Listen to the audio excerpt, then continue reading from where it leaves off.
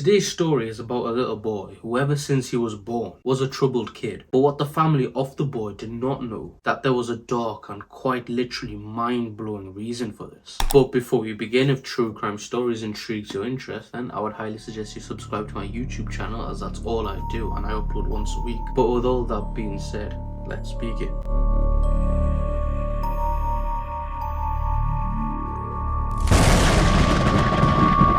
Our main character in today's story is a young boy that's named Titu. And well, in today's story, Titu's around 3 years old. But unlike most kids, Titu was known to have very violent outbursts. And one afternoon on December 1986, Titu's mother, Shanti Singh, was sitting on her bed cradling a toddler, aka Titu, before he ultimately threw a temper tantrum. And for the next 30 minutes, no matter what Shanti did, nothing would work to calm Titu down. In fact, by the looks of it, it just seemed like it was getting worse. He became more louder and louder and just overall seemed more annoyed. And not really concerned for herself, she knew that he could scream all day and all night and she wouldn't be bothered. But what was really scarier, and the ultimate fact that she was trying to calm him down, was her neighbours were not like her at all. They were quite short-minded, so she was scared that they might get angry at her. Shanti lived in a rural village in northern India, where the family of Titu were not rich, but were not poor, if that makes sense. They had a concrete house that was close to other concrete houses. Again, back to the point that family were not rich, but could have food on the table, and would occasionally get the opportunity to ride a rental car.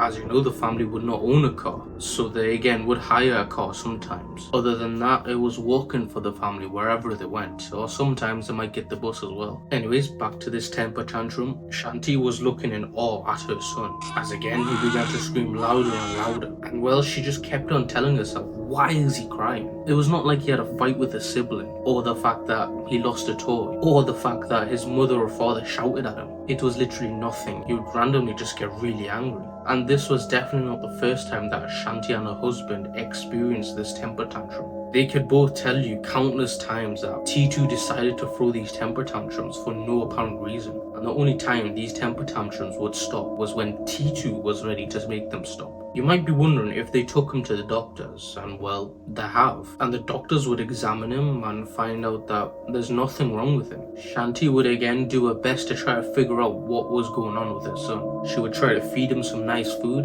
he would deny it. She would try to give him nice toys, he would deny that as well. And well, to her last resort, she thought that this must be something to do with his psychological. So one time she would jump onto him and just give him a massive hug and began to give him kisses, in hopes this would help him calm down with a bit of mother's love. But as soon as she wrapped her arms around him, he would begin to start punching and kicking her. Well, at least try to anyways.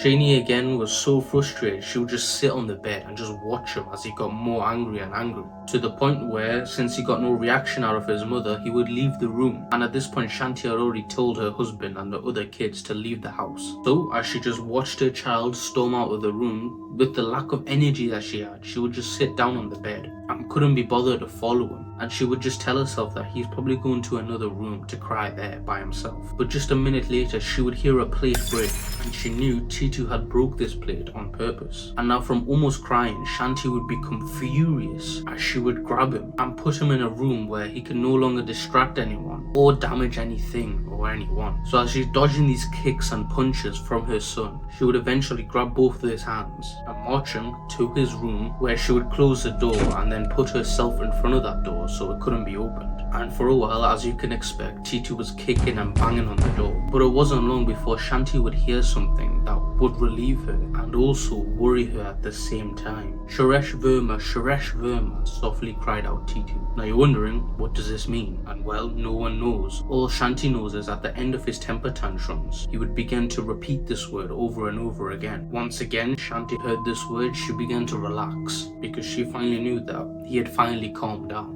But that word would really plague her at the same time, because she didn't know what that meant. On many occasions, she would ask her son, what does this mean? But he wouldn't give a response. Instead, he would just continue to chant this word. Shanti had 5 other kids, and Titu being the youngest of them. And none of them were like Titu at all, in the sense of his temper tantrums anyways. To Shanti, her other kids just seemed like normal kids, but not her youngest son though. He, from the moment he was born, would constantly give her trouble. During her pregnancy with him, she would become very ill, to the point where she had to get hospitalized for the entire last trimester. At the 1-year-old mark would be where Titu would actually begin to learn how to speak, but instead of, speaking like how a normal baby would, he would always talk about how he hated his family and how it was disgusting to live in the house that he lived in. He would obviously say this in a toddler's way, if that makes sense. He wouldn't say it in full English, of course, or full Hindu, but either way, everyone understood what he was trying to say. An example of this was during the middle of the day, he would walk around the house and would walk to spots of the house that were dirty and would point at them and demand that that place would get cleaned up,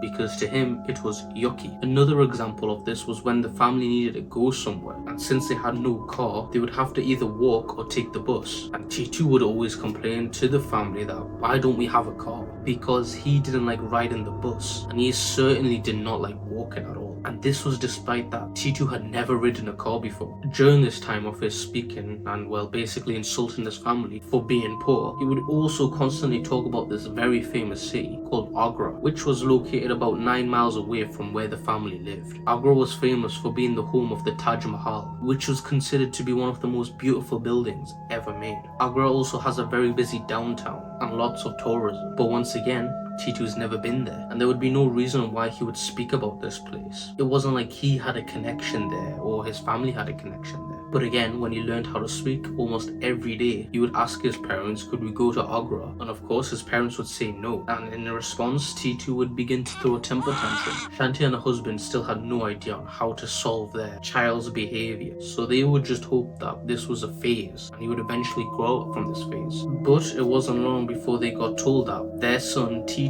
randomly attacked a small child with a sugar cane, and it wasn't just one hit, it was hit after hit after hit before ultimately the victim would start to bleed. Another incident would be when Titu and his mother went to the store. He would look at his mother, who was looking at the jewellery store. She was looking at the glass where they displayed all the jewellery, and as she's looking at them, she clearly knew that she couldn't afford this jewellery, but she wanted to look, and Titu would see his mother looking at this jewellery, and he knew that her mother wanted this jewellery but couldn't afford it. But instead of just minding his own business, he would look directly at the shopkeeper, which happened to be a little boy as well, and would tell the boy that if you don't give my mother a bracelet, I'll shoot you. This, of course, being in the middle of public, really embarrassed his mother, and also disturbed the living hell out of his mother as well. And from there on out, she would never take him to the stores. Going back onto the day where Titu had done that big incident where he would break a plate, where eventually Titu's mother would put Titu in his room and close the door and sit in front of the door, eventually where he began to say Shresh Verma. Well, since Titu at this point had gotten older, he was able to speak a bit better and a bit more clearer, and well, he wasn't actually saying Shresh Verma. It was a more understandable word, if that makes sense. It wasn't 2 words, Shresh Verma. It was actually just 1 word, Suresh Verma. But again, even though this was kind of more understandable to some extent, Shanti still had no idea what this word meant. And at first she actually kind of thought that this could be someone's name, but still she had no idea on what this could mean. But unfortunately, a whole month later, things would only get worse from here. It was a warm morning and the whole family had woken up and began to do their daily activities. Titu would arrive in the kitchen where he would begin to eat his breakfast. His mother, who was only a foot away from him, was washing the dishes, before Shanti's oldest son would come into the kitchen and ask his mother, hey, when will dad come back from Agra? His father would go to Agra sometimes to do some chores, but when his oldest son said Agra and his dad was there, Titu, who again was sitting only a foot away, would shoot his head towards this conversation and would just fixate all of his divided attention to this conversation. And not even a minute of just sitting there and giving death stares to his mother and his oldest brother. He would leave his food, go straight to his bedroom, and a couple of minutes later he would leave his room with a backpack that had some clothes in it. With that in his hand, he would walk straight past his mother and his oldest brother and just walk straight out of the house. And once he stepped 1 foot out of the house, he would begin to sprint. Shanti and her son were dumbfounded but quickly snapped out of their little trance out of the way and begin to chase their son / youngest brother. And of course, since Titu was so young, it wouldn't take the oldest brother that long before he caught up to him. But the most difficult part about this mini mission was trying to get Titu to come back home. It was very difficult because he would just kick and scream and just do basically anything to go forward. Once eventually they got back into the house, Shanti would look at her oldest son and saw that he had received a black eye from his youngest brother. And of course she was furious and tried to make Titu apologize to his oldest brother. But as you can probably guess, Titu was having none of it and would begin to throw this huge temper tantrum, again kicking, screaming at the top of his lungs. Shanti and her son knew that there was nothing that they could do to calm him down, so the best option was to restrain him so he couldn't hurt himself or anyone else. So for a while they held him down to the floor as he continued to scream and try to kick anybody that was around him. But thankfully he would calm down and would begin to say Suresh Verma, Suresh Verma. But this is where things would be a bit different for her and her son. Once Titu had calmed down and again began to chant his word, he would look at the two and would say in a heartbroken tone, "Why didn't Dad take me to the radio store?" So instead of being shocked or confused, Shanti would use this opportunity to try to figure out on what the heck was going on with the child. So once Titu was fully calmed down, they would release him and he would walk straight to his room where he would close the door. Once gone, Shanti would turn to her older son and would ask him that, "I need you to go into Agra and look for a radio store or just anything that would give us a clue on this mystery." And so with no questions asked, the older son would leave the house and would go to his friend's house because he had a car, and the two would drive all the way down to Agra. Once Shanti saw her son go to Agra, she would sit down on the couch and would just bury her head in her hands because she's praying that something useful would come out of this trip. A few hours later, Shanti's son would come back home. So when Shanti heard the door open, she would run straight to the front door to greet her son. But right away as he opened the door and she saw his face, she knew that something was up and he discovered something that clearly wasn't good. So of course she would ask her son, "What did you learn?" Her son, who wouldn't answer straight away. In fact, he would slowly walk to the couch and he would sit down on the couch before looking at the ground and then making direct eye contact with his mother and would eventually say, "Be ready for tomorrow. We're going to be expecting visitors." The next day would arrive and Shanti had a restless night. Her son, apart from telling her that there's going to be people coming over tomorrow, had told her nothing else. So for the whole night she was just laying on her bed, twisting from side to side, thinking about all the worst outcomes. But when the time came, she saw that there was a car pulling up in front of her house, and she saw that 6 people got out of the car and were making their way towards her house. There was a woman who was wearing an amazing red sari, who also appeared to be in her 30s, and then there was 3 other men that were wearing suits and also appeared to be in their 30s as well. Joining them was an older couple, a man and a woman, and the man was wearing this beautiful sweater and this woman had all silk clothing, and from a mile away you could tell that these people were not from this area. They were very wealthy. Shanti, who was again inside of her house, did not want to go outside and greet these people. Neither did her husband or any of the children. None of them wanted to go outside and greet these people. So they would all turn to Titu and would tell him that, "You can go outside and greet them." Titu did not complain nor make a fuss about this. He would just do as is told. He would go to the door, open it up. The next thing that would happen was so shocking for the parents of Titu because they had not heard this sound in years. And what was that sound? It was Titu laughing out of